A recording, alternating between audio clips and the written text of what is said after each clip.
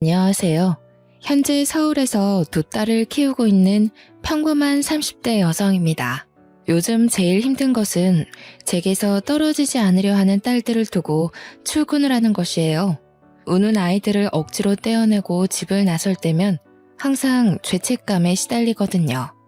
이까짓 푼돈 벌자고 엄마 손이 필요한 아이들에게 모질게 구는 것이 아닌가라는 생각이 들기도 하고요.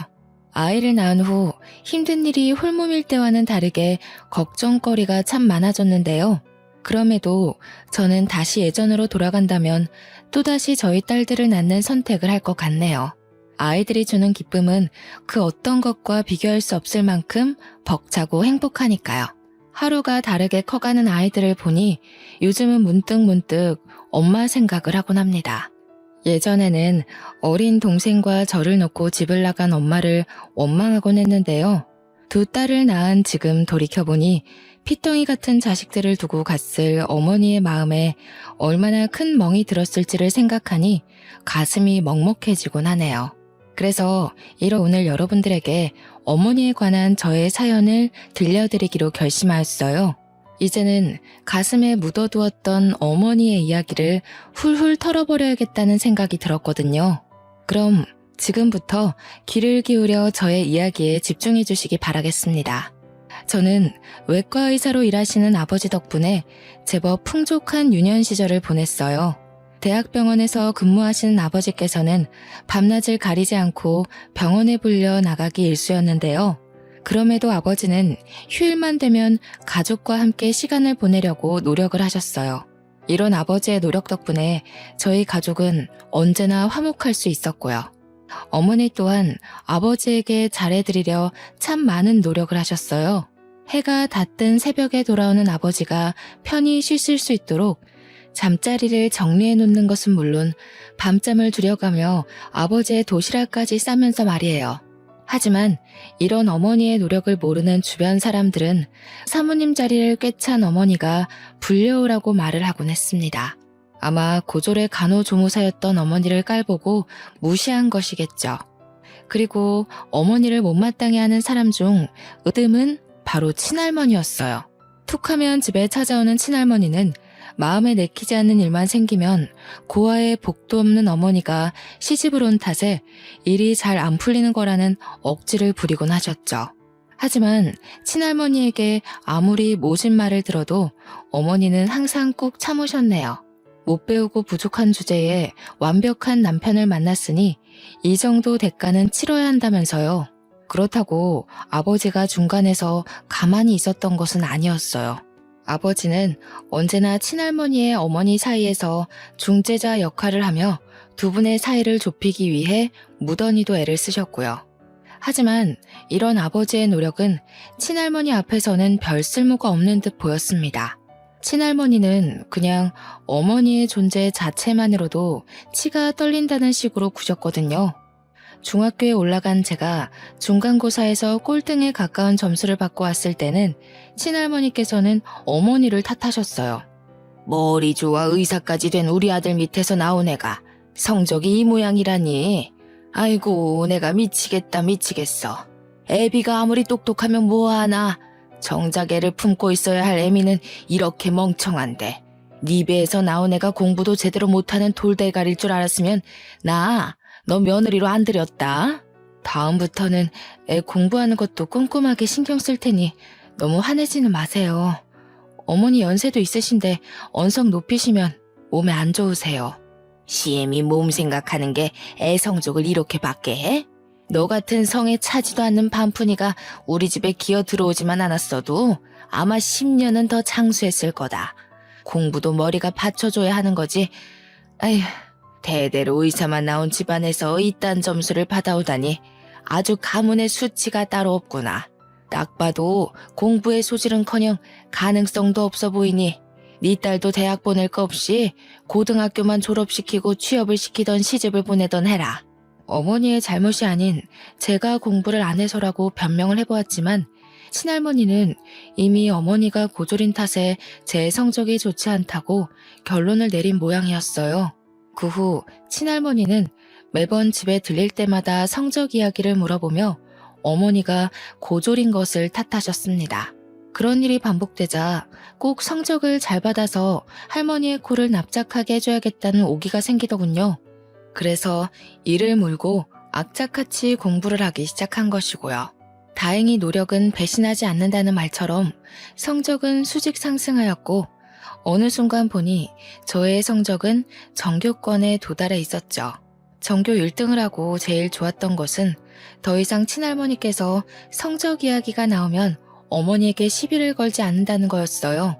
하지만 친할머니는 생각보다 더 독하고 악독한 사람이었죠. 성적이 오른 후 어머니에게 타박할 것이 사라지자 친할머니는 다른 방법으로 어머니를 괴롭히기 시작했거든요. 정정하시던 할아버지가 쓰러지신 후 집안의 분위기는 뒤숭숭하다 못해 침울하기 그지없었는데요. 할아버지의 병실에 방문한 날 친할머니께서는 어머니와 아버지를 앉혀놓고 충격적인 말을 꺼내셨습니다. 에휴, 우리 영감 눈 감으면 집안에 돈 관리할 사람이 없는데 이 일을 어쩌면 좋을지 모르겠구나. 이럴 때 우리 아들을 꼭 닮은 똘똘한 손주 녀석이라도 한 명이 있었으면 마음이 놓였을 텐데. 아무리 우리 아들씨가 좋다고 해도 머리가 든 것도 없는 멍청한 애미에 빌려서 나온 손주 녀석 머리가 좋을 리 만무한데 아주 걱정이구나. 어머니, 지연이도 있는데 왜 또 그런 말씀을 하세요? 제가 집사람 깎아내리는 말은 삼가해달라고 말씀드렸잖아요. 자식 앞에서 이렇게 체면을 깎아내리면 집사람이 뭐가 되겠어요? 아범 너도 배운 것 없이 몰상식한 것하고 결혼해서 예의도 까먹은 게야? 그게 아니면 어떻게 걱정돼서 푸념하는 애미 앞에서 그런 말을 할 수가 있어? 이제 결혼 좀 했다고 고생해서 키워준 애미는 눈에 보이지도 않는다 이거냐? 금이야 오기야 키운 아범, 네가 볼품없는 청껏하고 결혼한 것도 우라통이 터져 죽겠는데 이런 식으로 무시까지 당하고 아무래도 내가 말년복이 없는 모양이다. 어머니가 이 사람 괴롭힌 세월만 자그마치 17년이에요. 지연이 뱃속에 있을 때부터 지금까지 어머니 이 사람 며느리 취급은커녕 옆집 가정부보다도 못하게 대하면서 괴롭히셨다고요. 따지고 보면 어머니가 저 키우시면서 고생한 세월보다 이 사람이 아버지 병수발 들면서 고생한 세월이 더 길지 않나요? 어머니가 춤바람 나서 아버지 모른 척하고 놀러 나갈 동안 간병인도 힘들다고 두 손 두 발 다 든 아버지 병간호한 사람이 이 사람이라고요. 아이고, 네가 저 청껏한테 홀려도 단단히 홀렸구나. 어디 키워준 애미 가슴에 대못 받고 저 멍청한 것이랑 어디 얼마나 잘 사는지 두고 보자. 덧붙여 친할머니께서는 이혼을 하지 않는 이상 할아버지가 남기신 모든 재산을 사회에 환원해버리겠다고 으름장까지 놓으셨어요. 그 말을 들은 아버지께서는 그까짓 재산 안 받으면 그만이라며 친할머니와 절연을 선언한 후 집으로 돌아오셨고요. 하지만 아버지가 절연 선언을 하셨다고 어머니의 생활이 편해진 것은 아니었습니다. 친할머니께서는 아버지가 없는 시간에 맞춰 집으로 찾아오며 전보다 더 심하게 어머니를 괴롭히셨거든요. 남편까지 지 입맛대로 구워 삼고 맹탕인 줄 알았던 네가 이 시애미를 아주 제대로 가지고 놀았구나. 우리 대단하신 고졸 며느님 그동안 시퍼렇게 눈뜨고 있는 시애미 앞에서 발톱 숨기느라 얼마나 힘드셨을지 생각하니 내가 아주 눈물이 다 나는구나. 순진한 척 발밑으로 발톱 숨기고 있는 걸 알았으면 진작 그 발톱 기도 못벽에 깎아서 버렸을 텐데. 너도 나랑 입씨름하는 거 징글 맞을 테니 내가 본론만 얘기하마. 이제 그만 아범이랑 갈라서라. 가진 거 하나 없는 고아 주제에 지금까지 우리 아범 덕분에 사모님 소리 들으면서 호의호식했으면 이제 은혜를 갚아야지. 지연이도 있는데 이혼이라뇨. 어머니, 그게 무슨 말씀이세요? 쓸모도 없는 기집애가지고 우리 아들 발목을 잡으려는 속심인가 본데 어림도 없지. 이번에 중매쟁이한테 물어보니 서울에 땅이며 건물이며 싹 쓸어 모은 집 딸내미가 우리 아들이랑 만나보고 싶다더구나. 나는 이번에야말로 우리 아들한테 딱 어울리는 며느리 맞을 테니 너는 그 쓸모없는 딸년 데리고 집 나갈 준비나 해라. 친할머니께서는 거의 통보하다시피 어머니에게 이혼할 것을 강요하셨고, 계속되는 친할머니의 괴롭힘에 결국 어머니는 아버지에게 모든 것을 털어놓으셨죠. 이야기를 듣고 속상해하시던 아버지께서는 직접 친할머니를 찾아갔고요. 집으로 돌아온 아버지께서는 집 비밀번호도 바꾸었으니 다시는 친할머니에게 문을 열어주지 말라고 어머니와 저에게 당부를 하셨는데요. 어머니를 위해서 친할머니에게 강경하게 대응하는 아버지의 모습이 새삼 멋있더군요. 아무리 아내가 중요하다고 해도 낳아주고 키워준 어머니를 저버리는 건 쉬운 일이 아니잖아요. 아버지가 직접 나선 후 친할머니는 전처럼 집에 찾아오지도 어머니에게 전화를 하지도 않으셨습니다. 안정을 찾아서인지 어머니의 안색 또한 나날이 좋아졌고요. 그리고 평화로운 나날을 보내던 중 저희 가족에게는 좋은 소식이 들려오게 되었어요. 어머니께서 43살에 그토록 바라던 아들을 임신하게 된 것이었죠. 임신 사실을 안 날부터 안정기에 접어들 때까지 어머니께서는 모든 것을 조심하려고 애쓰셨어요. 안정기에 접어든 후에도 언제나 뱃속의 동생을 먼저 생각하기 위해 노력하셨고요. 2개월이 되던 날 어머니께서는 아버지에게 먼저 할머니 댁에 가자고 제안을 하셨는데요. 아버지께서는 극구 반대를 하셨어요. 작은 것 하나에도 꼬투리를 잡아 어머니를 괴롭히시는 친할머니의 성정을 그 누구보다 아셨거든요. 하지만 어머니께서는 아무리 그래도 임신 소식은 알려야 되지 않겠냐며 아버지를 설득하셨습니다. 어머니의 말에 아버지는 못 이기는 척 친할머니에게 임신 소식을 전하게 되었죠. 그토록 바라던 손자를 봐서인지 친할머니께서는 그 전과 달리 조심스러운 태도로 어머니를 대하시더군요. 어머니께서는 40이 넘은 나이에 찾아온 뱃속의 동생을 참 예뻐하셨지만 나이가 있는지라 체력적으로 참 많이 힘들어 하셨어요. 그리고 엎친 데 덮친 격으로 저 또한 대학교로 인해 서울로 가야 하는 상황이라 심적으로 더욱 힘들어 하셨죠. 마음이 여린 어머니께서 말씀을 하지는 않으셨지만 저에게 의지를 많이 하셨거든요. 아무 연고도 없는 서울에 올라온 후 가장 먼저 든 걱정거리는 바로 어머니였네요. 아무리 아버지가 있다고 해도 친할머니께서 다시 어머니를 괴롭혀오면 홀몸도 아닌 어머니께서는 그저 당하고 있을 수밖에 없는 거잖아요. 서울의 광경에 고삐가 풀린 것처럼 놀러 다니는 동기들은 어머니에게 꼬박꼬박 전화를 하는 저에게 괜한 걱정을 한다며 핀잔을 주었는데요. 항상 마음을 무겁게 하던 어머니에 대한 걱정은 어느새 현실로 다가와 있더라고요. 잠을 자려고 누운 늦은 밤, 아버지께서는 진통을 겪고 있던 어머니가 응급실에 갔다며 전화를 하셨습니다. 전화를 받자마자 당장 택시를 잡아 어머니가 계신 산부인과로 향하게 되었고요. 병원에 도착하니 그 앞에는 친할머니만 앉아 있었어요. 친할머니가 말하길 아버지는 갑작스러운 수술이 잡혀 오지 못하셨다고 하더군요. 자리에 앉아서 기다리려고 했지만 어머니에 대한 걱정 때문인지 계속해서 수술실 앞을 서성일 수밖에 없었습니다. 어머니께서는 예정일보다 2달이나 빨리 진통을 겪으셨거든요. 몇 시간이 흘렀을까? 수술실에서 나온 의사는 아무래도 어머니의 상태가 좋지 않아 당장 수술을 해야 할 것 같다는 말을 했는데요. 수술이란 이야기를 듣자 친할머니께서는 무조건 자연분만을 해야 한다며 펄쩍 뛰셨어요. 그 모습을 보자 서러움이 온몸으로 느껴졌습니다. 지금까지 친할머니께서 어머니를 못마땅해 하던 것은 알고 있었지만 어머니의 상태가 좋지 않은 상황에서도 어머니를 신경 쓰지 않을 줄은 몰랐거든요. 의사는 거듭 현재 어머니의 상태를 알리며 수술을 해야 한다고 말했지만 할머니께서는 수술을 할 거면 차라리 애를 낳지 못하게 막아달라며 말도 안 되는 억지를 부리셨어요. 보다 못해 수술이란 말을 꺼내자 할머니는 도끼 눈을 뜬 채 계집애 주제에 초를 친다며 나무라셨는데요. 결국 어머니의 상태를 걱정하던 의사로 인해 어머니는 제왕절개 수술을 할 수 있었죠.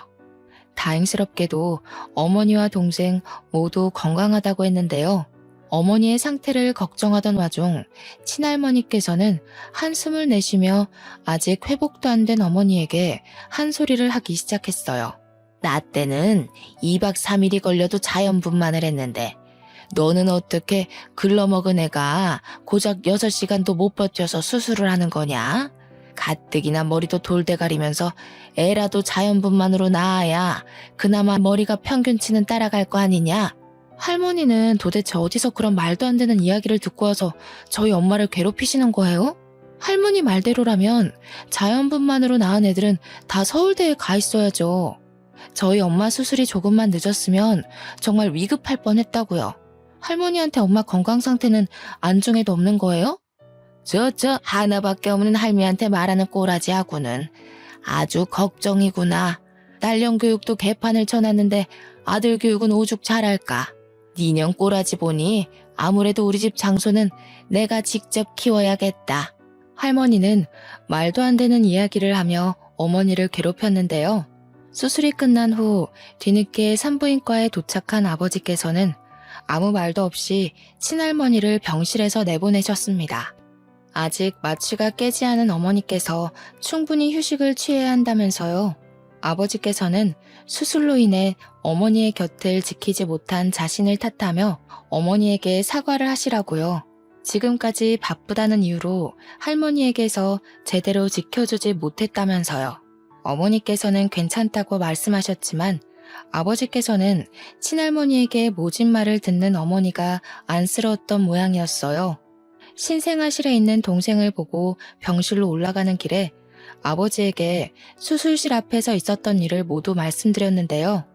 심각한 표정으로 모든 이야기를 듣고 계시던 아버지께서는 그 다음날 바로 대학병원에 사표를 던지고 오시더군요. 그리고 저희 가족들에게 서울로 이사를 갈 거니 준비를 하라는 말을 했죠. 더 이상 친할머니가 어머니를 괴롭히지 못하게 하려는 모양이었어요. 그렇게 저희 가족은 서울에서 새로운 삶을 시작하게 되었네요. 서울로 올라온 후 아버지께서는 개인 병원을 차리게 되셨습니다. 처음에는 장사가 잘 되지 않을까 걱정을 하기도 했지만 대학병원에서 솜씨 좋기로 유명하던 아버지의 실력을 귀동냥한 사람들은 모두 아버지를 찾기 바빴고 더불어 아버지는 과잉 진료 없이 늘 친절하게 환자를 대해주셨기 때문에 아버지의 병원은 한가할 날이 없었죠. 어머니 또한 서울살이에 잘 적응하셨고요. 아마도 친할머니가 없어서인 듯 싶었습니다. 가족이 서울로 올라온 후 친할머니께서는 종종 아버지에게 연락을 하셨어요. 하지만 아버지께서는 친할머니의 전화는커녕 문자도 받지 않으셨습니다. 그러자 친할머니께서는 손녀 취급은커녕 옆집 아이보다도 못하게 대하던 저에게 전화를 하셨죠. 아버지께서는 절대 받지 말라고 하셨지만 제가 전화를 받지 않는다면 친할머니께서는 어머니에게 전화할 가능성이 다분했는걸요. 목소리만 들어도 친할머니께서는 전과는 많이 달라지신 게 느껴졌어요. 아마도 아버지께서 정말 절연을 하고 서울로 올라갈 줄은 몰랐던 모양이었습니다. 친할머니께서는 자신이 정말 많이 반성했다면서 다시 지방으로 돌아오라고 말씀을 하셨는데요. 어머니뿐만 아니라 아버지 또한 서울 생활에 만족을 하고 있었기에 절대 내려갈 생각이 없다고 말을 하게 되었죠. 하루가 다르게 커가는 늦둥이 동생의 재롱을 보며 시간을 보내던 중 아버지께서는 한 사람을 집에 데리고 오셨어요. 아버지가 후배라고 소개한 여자의 얼굴을 보는 순간 깜짝 놀라지 않을 수 없었고요. 아버지의 후배는 어머니의 수술을 맡았던 산부인과 의사였거든요. 알고 보니 아버지께서 의사에게 어머니를 봐달라고 부탁을 하신 모양이었어요. 어머니께서는 집으로 놀러온 의사에게 극진히 대접을 하며 그때의 일을 감사하며 인사를 하셨습니다. 의사는 어머니의 호의를 친근하게 받아들였고요. 그 후 의사는 저희 집에 종종 놀러오며 친구가 없는 어머니의 말동무가 되어드리기도 하며 저희 가족과 친근한 관계를 유지해 갔습니다. 의사에게는 참 감사했죠. 아버지나 저나 모두 할 일이 있어 나가는 날이면 동생과 집에 계신 어머니가 적적할 것이 뻔하잖아요. 행복에 차올라 있던 이때는 알지 못했어요. 가족보다도 더 가깝게 지냈던 의사가 가져온 불행이 얼마나 클지 말이에요. 갓난쟁이였던 동생의 첫 돌이 지난 후 가정적이던 아버지는 조금씩 변해가셨어요. 평소 늦어도 8시면 칼같이 집에 들어오시던 아버지의 귀가 시간은 훌쩍 늦어지셨고 옷깃에서는 술 냄새가 풍겨왔거든요. 처음에는 그동안 고생하신 아버지의 단순한 일탈이라고 생각했는데요. 과외 아르바이트로 인해 귀가 시간이 늦어진 날, 우연히 의사에게 안기다시피 집으로 향한 아버지의 모습을 보게 되었죠. 그걸 보니 확신이 들었어요. 아버지가 의사와 바람을 피고 있다는 걸 말이에요. 당장 어머니에게 말하고 싶은 마음이 굴뚝 같았지만 아버지의 바람 사실을 알았다가는 마음이 여린 어머니께서는 그 충격을 감당하지 못할 것이 뻔했어요. 그리고 경고를 하면 가정적인 아버지께서는 분명 어머니의 곁으로 돌아올 거라고 생각을 했는데요. 경고를 드린 이후에도 아버지의 행동에는 변화가 없었네요. 오히려 보란듯이 귀가 시간이 더 늦어지기까지 했는걸요. 그래서 참다 못해 결국 어머니에게 아버지와 의사의 불륜 사실을 털어놓게 된 것이고요. 화를 내거나 울어도 모자랄 판에 어머니께서는 담담한 표정으로 비밀로 묻어두자는 말씀을 하셨어요. 어머니에게는 다른 가족들이 있는 것도 아니니 바람을 피웠다고 이혼을 하거나 친하게 지내던 의사를 벌하고 싶지는 않았던 것이 분명했죠. 하지만 어머니의 그런 착한 마음과는 다르게 저는 절대 아버지의 의사를 용서할 수 없었네요. 의사는 100번 생각해서 넘어간다고 해도 가장 가까운 곳에서 어머니가 얼마나 고생했는지 지켜본 아버지는 어머니를 두고 다른 여자와 바람을 피면 안 되는 거잖아요. 하물며 모르는 사람도 아닌 가족과 친밀하게 지내던 의사와 눈이 맞다뇨. 두 사람이 어떤 계기로 눈이 맞았는지는 모르겠지만 절대로 용서할 수 없었어요. 그래서 당장 의사가 일하고 있는 산부인과로 찾아갔죠. 의사를 마주하고 제일 먼저 아버지와의 사이를 추궁했는데요. 의사는 이런 상황을 예상하기라도 한 듯 아버지와 아무 사이도 아니라며 딱 잡아떼더군요. 가정도 있는 남자 끼고 도는 걸 보니 공부는 많이 했어도 도덕관념은 부족하셨나 봐요. 남의 남자 뺏으면 안 된다는 쉬운 일도 몰라서 친하게 지내던 부부 사이 파탄 내는 거 보면요. 다른 사람도 아니고 어떻게 이모가 저희 엄마한테 그럴 수가 있으세요? 저희 엄마 지난 수십 년 동안 할머니한테 시집살이 당하다가 이제 안정 찾으셨어요. 엄마가 얼마나 시집살이를 심하게 당했는지 수술실 앞에서 할머니 행동 보셨으니 이모도 잘 아실 거 아니에요. 선배랑 같이 몇 번 술 먹은 건 사실이지만 네가 생각하는 그런 사이 아니니까 오해하지는 않았으면 좋겠어. 그래도 오해할 만한 행동한 건 내 잘못이니까 너랑 언니한테 사과는 할게.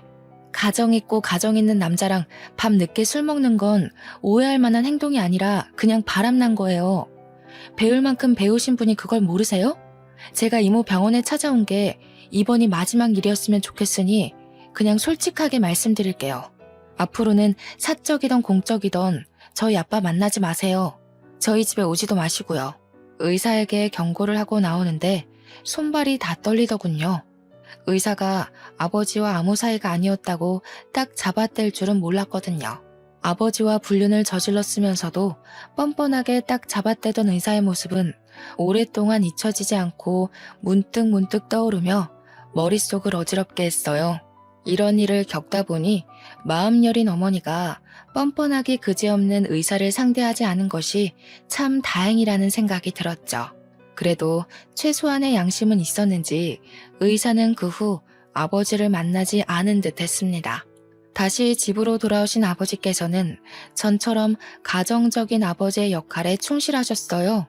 화목해 보이는 가족의 모습을 보며 드디어 우리 가족의 곁에도 행복이 오랫동안 머물 공간이 생겼구나 생각하며 안도를 했죠. 그런데 이 모든 것은 큰 착각이었네요. 아버지와 어머니께서는 정확히 한 달 후 이혼을 하셨거든요. 아버지와 이혼 선언을 한 후 캐리어에 옷가지를 넣는 어머니의 모습은 비현실적일 만큼 믿을 수 없었어요. 모든 것이 다 거짓말 같았죠. 어떻게든 어머니를 잡으려 애썼지만 어머니는 나가기로 마음을 굳힌 사람처럼 확고해 보였어요. 평소 여리고 눈물 많은 어머니와 짐을 싸는 어머니가 동일 인물일까 하는 의구심이 들 정도로 어머니는 그만큼 아버지와 이혼을 해야겠다는 의지를 불태우고 계셨습니다. 아버지에게도 전화를 해 어머니와 이혼을 하지 말라고 애원을 해보았지만 아버지는 어른들의 일이니 끼어들지 말라는 말만 할 뿐이었는걸요. 이혼을 부부의 일이니 끼어들지 말라는 아버지도 아직 옹알이도 제대로 못하는 어린 동생을 두고 떠나려는 어머니도 저는 도저히 이해할 수가 없었어요. 그래서 여행 가방을 가지고 나가려는 어머니의 바지가랑이를 붙잡은 것이고요. 눈물이며 콧물을 있는 대로 쏟으며 어머니를 잡으며 이혼을 하지 않으면 안 되냐고 빌었는데요. 어머니께서는 한숨을 푹 내쉬며 구겨진 바짓단을 정리하시더군요. 한평생 네 할머니한테 시집살이 당한 걸로도 모자라. 늙음하게 애까지 낳아서 키우는 게 어디 쉬운 일인 줄 아니? 네가 보기엔 엄마가 책임감 없이 도망간다고 생각할 수도 있고 어린 네 동생 떼어놓고 나가는 게 이기적이라고 생각할 수도 있겠지만 엄마는 이제 너무 지쳤어. 아빠가 변했듯이 엄마도 그런 거라고 생각해줬으면 좋겠다. 엄마도 이제 편하게 좀 살고 싶어. 어떻게든 어머니가 나가는 것을 막으려 했지만 혼자의 힘으로는 역부족이었습니다. 닫혀가는 현관문 사이로 사라져가는 어머니의 모습을 보자 그동안 혼자서 얼마나 속이 타들어갔기에 갓난쟁이 동생까지 두고 사라지는 걸까라는 생각이 들더군요. 힘들었다는 어머니의 말을 듣고 보니 저는 참 나쁜 딸이었어요. 단순히 친할머니의 시집살이가 사라졌으니 어머니의 인생은 이제 편할 거라며 안일하게 생각했거든요. 어머니가 집을 나선 후 유명하다는 이혼 변호사를 섭외한 할머니 때문에 어머니와 아버지의 이혼은 일사천리로 해결이 되었어요. 두 분이 헤어진 후에야 알겠더라고요. 어머니의 존재가 얼마나 소중했는지 말이에요. 어머니가 없는 집은 전과는 비교도 할 수 없을 정도로 썰렁했어요. 훈훈한 기운이 없는 집에서 제일 걱정이 되는 것은 동생이었죠. 가족 중에서 어머니의 빈자리를 제일 많이 느끼는 것은 아직 어린 동생일 게 뻔했으니까요. 동생은 어머니의 빈자리를 아는 것처럼 시도 때도 없이 울음을 터뜨렸어요. 전문적인 육아 도우미들이 혀를 내두를 정도로 동생은 시도 때도 없이 보채고 칭얼거렸고요. 어머니의 빈자리를 그리워하는 동생 때문인지 아버지께서는 재혼을 서두르셨는데요. 그 상대가 참 기가 막혔네요. 상대는 다름 아닌 어머니와 아버지를 이혼시킨 장본인인 의사였거든요. 두 사람의 재혼을 막기 위해 의사의 산부인과로 찾아가 행패를 부리고 아버지를 찾아가 따지기도 해보았지만 소용없었어요. 결국 그토록 증오하던 의사는 새어머니가 되었죠. 새어머니의 집안은 대대로 의사로 일을 했기에 친할머니는 그 어느 때보다 기뻐하며 새어머니를 맞이했습니다. 집으로 들어온 후 새어머니는 다니던 병원에 휴직 신청까지 하며 동생을 돌보는 데 전념했어요. 새어머니의 노력 덕분에 동생 점점 안정을 찾아갔고요. 그런데 새어머니가 가정에 충실하도록 어머니를 밀어내고 본처 자리를 차지한 새어머니가 참 미워졌네요. 주변 사람들이 말하길 아무리 고통스러운 현실도 시간이 지나면 잊혀진다고 했는데요. 어째서인지 새어머니에 대한 미움은 아무리 많은 시간이 지나도 지워지지 않더군요. 초등학교에 들어간 동생은 새어머니를 친어머니처럼 따르며 살았죠. 그런 동생의 모습을 보자 어머니가 그리워 견딜 수가 없었고요. 아버지와 이혼을 한 후 해외로 나간 어머니께서는 가끔 편지만 보내올 뿐 한 번도 동생과 저를 만나러 오지도 않았거든요. 휴대폰 번호를 알려달라고 말을 해도 어머니께서는 무슨 영문인지 절대 알려주지 않으셨어요. 그래서 수십 년 동안 어머니의 목소리를 들을 수 없었고요. 어머니께서는 아무리 애원을 해도 자신의 번호를 절대 알려주지 않으셨기에 하는 수 없이 아버지에게 물어보게 되었죠. 그런데 아버지는 그 뒤로 어머니와 연락한 적이 한 번도 없다며 딱 잘라 어머니의 번호를 모른다고 말씀하셨습니다. 가깝게 지내던 지인들이라도 있으면 좋았겠지만 어머니에게 가까운 사람이란 가족밖에 없었는걸요. 그렇기에 어머니를 찾기 위해서는 흥신소를 찾아갈 수밖에 없었네요. 흥신소만 간다면 어머니를 찾는 것은 시간 문제라고 생각을 했는데요. 실상은 그게 아니더군요. 흥신소의 직원이 말하길 아무리 다 뒤져보았지만 어머니의 번호는커녕 어느 나라에 가 있는지조차 찾을 수 없다고 말을 했거든요. 그 말을 듣자 왈칵 눈물부터 쏟아졌습니다. 그리고 처음으로 어머니가 참 원망스럽게 느껴졌고요. 그 전까지는 어머니가 겪으셨던 힘든 일들을 알았기에 이해하려고 했었지만 아무리 그래도 세상에 하나밖에 없는 딸에게 얼굴 한 번을 안 보여주다니요. 어머니가 너무 심하다고 생각을 했죠. 그 전까지는 혹여라도 어머니가 저희 남매를 보러 잠깐 집 근처를 서성이지 않을까란 생각에 집에 남아 있었는데요. 이제는 그럴 필요가 전혀 없더라고요. 그래서 꾸역꾸역 버티고 있던 집을 나오기로 결심을 한 것이죠. 독립을 하겠다는 결심이 서고 나니 그동안 새어머니와 어떻게 매일 얼굴을 부딪히며 살았는지 의문이 들 정도로 새어머니와 같은 공간에 있는 것만으로도 숨이 턱턱 막히더군요. 이미 지나간 시간을 돌릴 수도 이미 끝난 인연을 붙잡을 수도 없기에 새어머니와 완만한 관계를 유지하려고 했지만 통 마음대로 되지 않았는걸요. 아무리 현재 동생과 아버지에게 잘한다고 한들 새어머니가 가정을 깨트린 내연녀라는 사실은 변함이 없는 거잖아요. 그래서 술을 진탕 마신 날 새어머니에게 행패를 부리게 된 것이고요. 당신만 아니었으면 우리 엄마가 피덩이 같은 동생을 버리고 다른 나라로 갈 일도 없었을 텐데 아무리 용서를 하고 잘 지내보려고 해도 나는 잘 살고 있던 우리 가정을 깨트린 당신을 용서할 수가 없어. 전생에 내가 당신이랑 무슨 악연이길래 우리 가족 뿔뿔이 흩어지게 한 것도 모자라서 우리 엄마 자리까지 꿰차고 앉아서 나를 괴롭히냐고. 아무리 동생한테 잘해준다고 해도 어디 당신이 본처가 될 것 같아? 천만에 당신은 죽을 때까지 엄마 자리 뺏어서 아빠 옆자리 차지한 내연녀에 불과하다고. 알아? 먼저 남의 남자 뺏어간 사람이 누군데 지금 잘 알지도 못하면서 행패야? 적반하장으로 성을 내는 새어머니를 보니 기가 차서 술이 다 깰 정도였습니다. 아무리 현재 아버지와 동생에게 잘한다고 한들 가정을 파탄낸 내연녀라는 사실은 변하지 않는 거잖아요.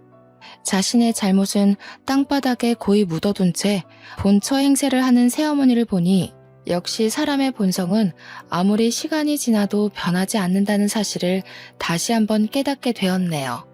그런데 집을 나가려는 순간 새어머니는 지금까지 한 번도 들어본 적 없는 말도 안 되는 이야기를 하기 시작했어요. 아버지와 자신이 먼저 만나기 시작했다는 말을요. 새어머니와 아버지는 같은 학교의 선후배 사이로 과에서도 유명한 연인 사이였다고 했습니다. 대학 시절 내내 서로를 바라보던 아버지와 새어머니는 당연히 결혼까지 생각을 했고요. 하지만 결혼을 약속한 후 아버지와 새어머니는 바쁜 환경 탓에 다툼을 했고 그로 인해 갈등의 골이 깊어져 헤어지기까지 했다고 해요. 그리고 잠시 헤어진 사이에 아버지께서는 어머니를 만나 연애를 했고 의도치 않게 뱃속에 재가 생겨 결혼을 서두르셨다네요. 이야기를 들은 후 어이가 없었어요. 어머니께서 두 사람의 사이를 갈라놓은 것도 아닌데 자신에게서 아버지를 빼앗아갔다는 표현을 쓰다니요.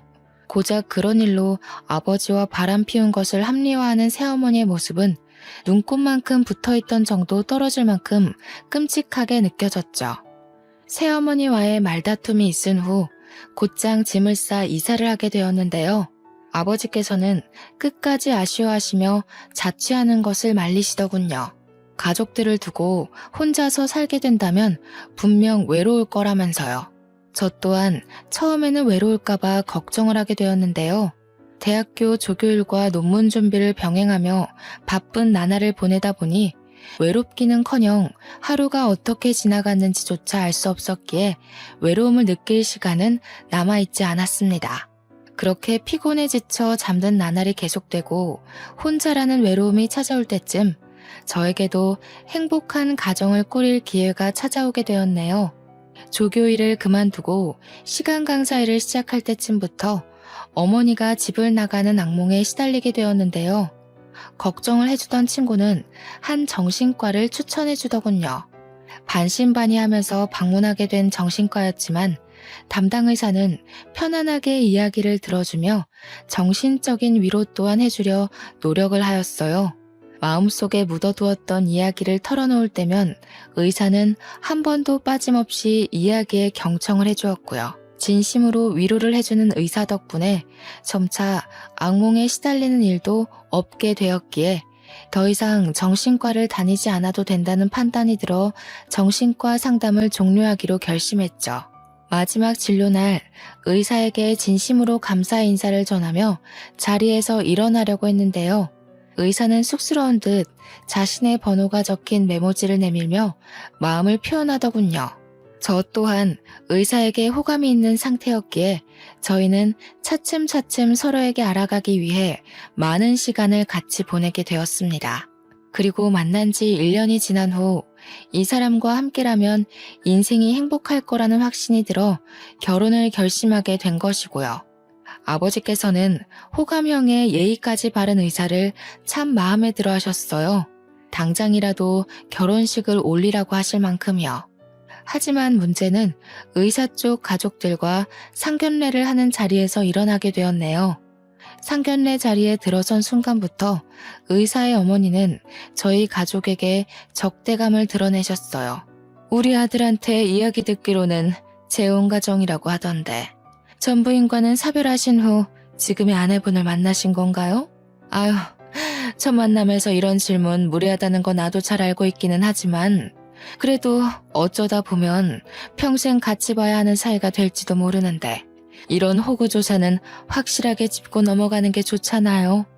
모두 가족이 되는 가정에서 자연스럽게 생기는 궁금증이라 생각하고 편하게 답해 주시면 좋겠네요. 사부인 마음 충분히 이해합니다. 아무렴 집안에 새로운 사람을 들이는 일인데 숨기는 게 없어야죠.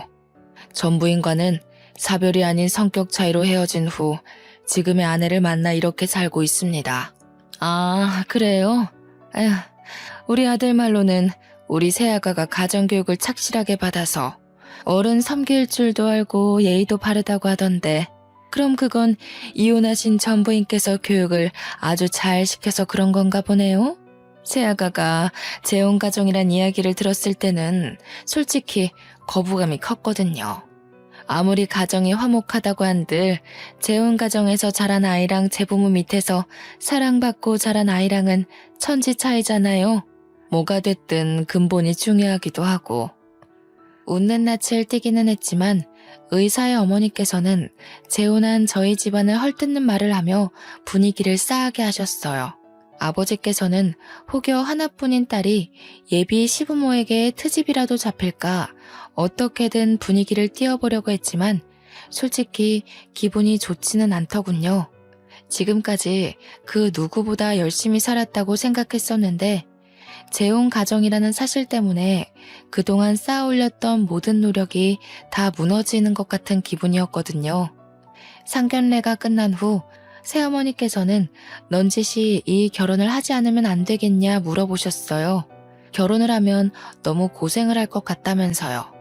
이야기 한번 해본 적 없는 서먹한 사이에 이런 이야기를 한다는 것부터 예비 신랑의 어머니가 얼마나 성격이 안 좋은지를 알려주었지만 그럼에도 결혼을 포기할 수는 없었네요. 예비 신랑이 아니라면 진심을 담은 사랑을 베풀어주는 남자를 만나지 못할 것 같았거든요. 결혼 준비하는 과정에서도 새어머니는 몇 번이나 결혼을 다시 생각해보라며 권유하셨지만 이미 마음속에는 신랑과 결혼해야 한다는 생각이 가득 찼기에 새어머니의 제안을 거절했죠. 그 후로는 새어머니도 포기하셨는지 결혼 준비를 하는 과정을 옆에서 지켜보셨고 저는 우여곡절 끝에 의사와 결혼식을 올리게 되었네요.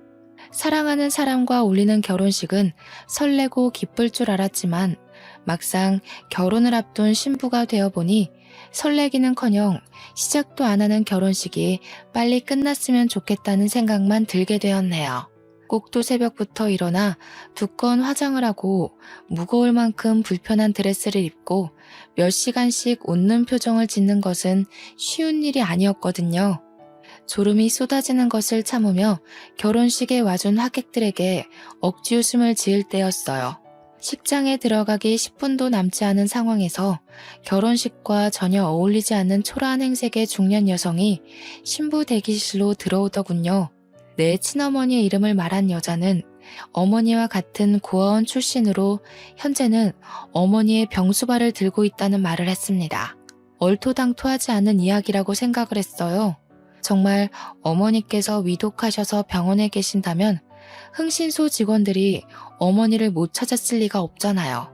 여자에게 의심의 눈초리를 보낼 때였습니다. 신부 대기실에 들어온 새어머니께서는 초라한 행색의 여자를 발견하고서는 불같이 화를 내며 윽박을 지르셨어요. 당신, 여기가 어디라고 함부로 찾아와요. 내가 분명히 말했잖아요. 무슨 일이 있어도 애들 앞에는 절대 나타나지 말라고. 만날 때마다 누누이 한 말인데 그 쉬운 걸 잊어버린 거예요? 약속이 아무리 중요하다고 한들 사람 목숨보다 중요한 건 아니잖아요. 언니 상태가 더 심각해졌어요. 이러다가는 정말 정신줄 놓기 일보 직전이라고요. 놀랍게도 새어머니와 아주머니는 서로 아는 사이인 듯 싶었죠. 더 소름인 것은 새어머니와 아주머니는 딸인 저조차 모르던 어머니의 행방을 알고 있는 듯 했다는 것이었어요. 엄마가 정신줄을 놓기 직전이라뇨? 엄마는 아버지가 보내주신 위자료로 여행 중인 거 아니었나요? 입만 다물고 있지 말고 제발 아무 말이라도 해보세요.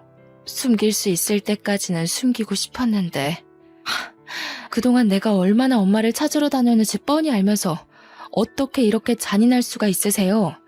자식이랑 부모 간의 연을 끊어놓을 만큼 아버지 옆 본처 자리가 그렇게 탐나셨어요? 그래, 네 말대로 남의 남자 뺏어서 산 내가 죄인이지.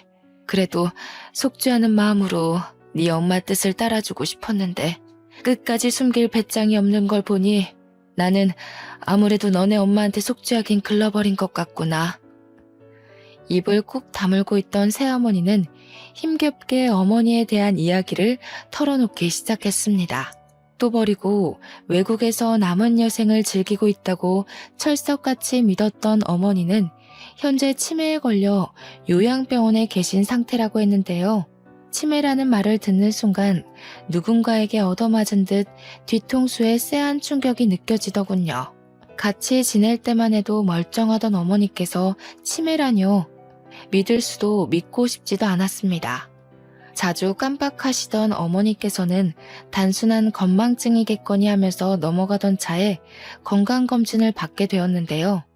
검사 결과는 너무나 황당하게도 치매였다고 해요. 검사 결과를 받았을 때는 아직 치매가 초기 단계에 불과했지만 자식들에게 기억을 잃어가는 모습을 보이고 싶지 않았던 어머니께서는 아버지에게 자신의 상태를 알리며 이혼할 것을 권유하셨다네요. 새어머니에게 아버지와 재혼 후 저희를 맡아서 키워줄 것을 부탁까지 하면서요. 모든 사실을 알고 나자 그동안 새어머니를 내연녀라 오해하고 미워하던 것이 떠올라 견딜 수 없을 만큼 괴로워 오열을 할 수밖에 없었네요. 새어머니께서는 어머니와의 약속을 지키기 위해 내연녀라는 오명을 쓰고도 피똥이 같던 동생까지 자신의 자식처럼 잘 키워주신 거잖아요. 죄송해요.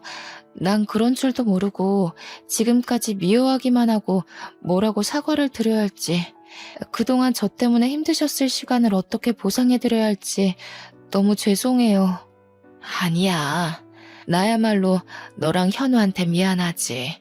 언니가 나한테 직접 재혼 이야기를 꺼낸 건 이미 내가 선배를 좋아한다는 걸 알았을 테니까. 나야말로 정말 미안하다, 아가. 그렇게 모든 진실을 알게 된 후 새어머니와 저는 서로를 끌어안으며 오열할 수밖에 없었습니다. 화장이 다 지워질 정도로 눈물을 쏟았지만 화장이 무너진 것은 아무런 상관이 없었어요. 수십 년 동안 가슴에 묻어두었던 응어리를 다 풀어버렸으니까요. 결혼식이 끝난 후 남편에게 모든 것을 솔직하게 말을 했는데요. 이미 저의 사정을 알고 있던 남편은 오히려 지금이라도 모든 오해를 풀어 다행이라며 꼭 안아주었는걸요. 그 후 저희 가족은 모두 어머니를 보러 요양병원에 향했고요. 비록 치매에 걸린 어머니께서는 남편이었던 아버지도 딸이었던 저도 알아보지 못하셨습니다. 하지만 오랫동안 품고 있었던 어머니에 대한 그리움 때문인지 어머니를 보자마자 왈칵 눈물부터 나오게 되더군요. 요양보호사로서 옆에서 어머니를 간호해 주시던 아주머니께서 말씀하시길 새어머니께서는 한 달에 한 번 요양병원을 찾아와 어머니를 보살펴 주셨다고 했습니다. 아주머니의 말을 들으니 분명 늦기는 했지만 이제부터라도 새어머니에게 잘해드려야겠다고 생각을 하게 되었네요. 현재 저는 새어머니를 인생의 은인이라 생각하며 잘 지내고 있는 중이에요. 딸들 또한 인정이 많고 다정한 새어머니를 잘 따르고 있는 중이고요. 어머니께서는 이제 대소변도 가리지 못하실 만큼 온전하지 못한 정신을 가지고 계셨지만 그럼에도 새어머니께서는 한 달에 한 번 꼬박꼬박 어머니를 찾아가 상태를 살펴주셨습니다. 가족들을 한결같이 귀한 손님처럼 대접해주시는 새어머니는 참 대단한 것 같아요. 피 한 방울 섞이지 않은 남에게 꾸준한 정성을 쏟는다는 것이 쉬운 일은 아니잖아요. 평생에 걸쳐서 애를 쓴다고 해도 새어머니에게 받은 은혜를 다 갚기에는 모자라다는 생각을 하긴 하지만 그럼에도 저는 새어머니에게 받은 모든 것을 돌려드리기 위해 노력할 겁니다.